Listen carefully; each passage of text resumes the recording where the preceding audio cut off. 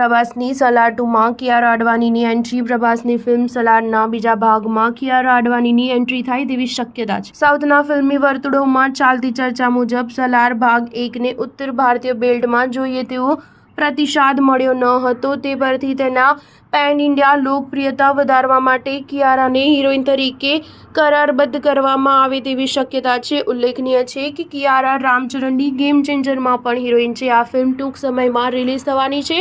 આમ કિયારાને સાઉથમાં રામચરણ પછી બીજા મોટા હીરો પ્રભાસની હિરોઈન બનવાની તક મળી છે. બોલિવૂડના સૂત્રોના જણાવ્યા અનુસાર કિયારા અડવાણી પાસે હાલ રણવીર સિંહ સાથેની ડોન 3 ફિલ્મ હાથ ઉપર છે. જો કે આ ફિલ્મનું શૂટિંગ ક્યારે શરૂ થશે તે અંગે કોઈ માહિતી નથી. એક દાવો તો એવો પણ છે કે ફરહાન અખ્તરે કદાચ લાંબા સમય સુધી આ ફિલ્મનું શૂટિંગ મુલતવી રાખ્યું છે. આ સંજોગોમાં પોતાની કારકિર્દીને ગતિ આપવા માટે કિયારાએ સાઉથ પર ફોકસ કરવાનું નક્કી કર્યું હોય તેવું શક્ય બની શકે છે. સ્ટાર ન્યૂઝ 7 હંમેશા સચ્ચાઈની સાથે.